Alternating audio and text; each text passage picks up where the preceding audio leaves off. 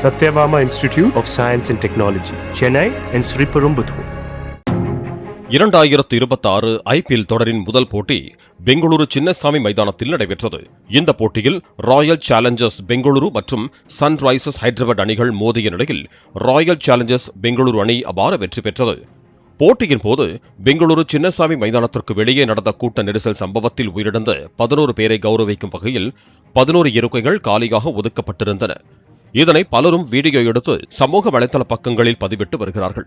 மேலும் உயிர் நீத்தவர்களின் நினைவாக RCB அணி வீரர்கள் 11ஆம் எண் கொண்ட ஜெர்சி அணிந்து இறந்தவர்களுக்கு மரியாதை செலுத்தினர்.